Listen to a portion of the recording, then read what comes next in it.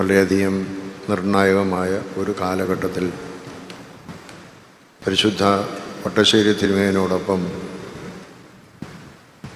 സഭയ്ക്ക് വേണ്ടി ചങ്കൂറ്റത്തോടെ നിൽക്കുവാൻ കഴിഞ്ഞ ഒരു മെത്രാപ്പൊലീത്ത എന്നുള്ളത് അദ്ദേഹത്തിൻ്റെ അവിസ്മരണീയമായ സ്ഥാനമാണ്. സഭയുടെ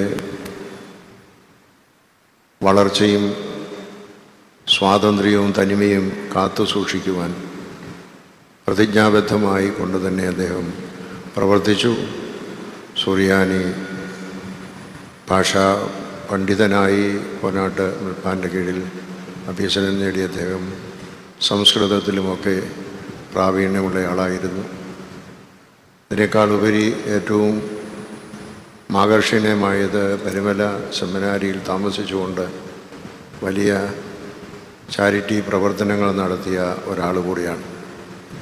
അങ്ങനെ വിവിധ നിലകളിൽ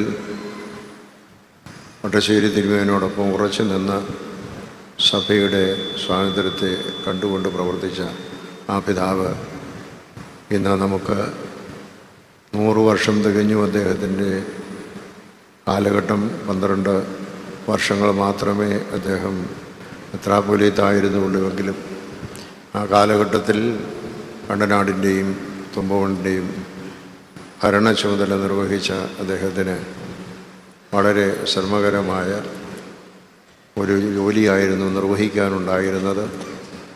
അത് ഏറ്റവും ഭംഗിയായിട്ട് അദ്ദേഹം നിർവഹിച്ചു. ചെറിയ ഒരു കാലഘട്ടത്തിനുള്ളിൽ ആ കാലഘട്ടത്തെ നമുക്ക് അനുസ്മരിക്കാം. ആ പിതാവിൻ്റെ ശ്രേഷ്ഠതയും അദ്ദേഹത്തിൻ്റെ നിലപാടിലുള്ളതായ ദാർഢ്യവും നമ്മെ സഭയുടെ ശുശ്രൂഷകരായി നയിക്കുവാൻ ശക്തി തരട്ടെ.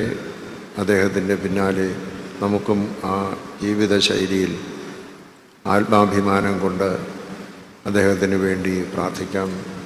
സഭയ്ക്ക് വേണ്ടി ദൈവസന്നിധിയിൽ പ്രാർത്ഥനകളും യാചനകളും അർപ്പിക്കാം. ഈ സമ്മേളനം ഉദ്ഘാടനം ചെയ്യുന്നു. ദൈവം നമ്മെ അനുഗ്രഹിക്കട്ടെ.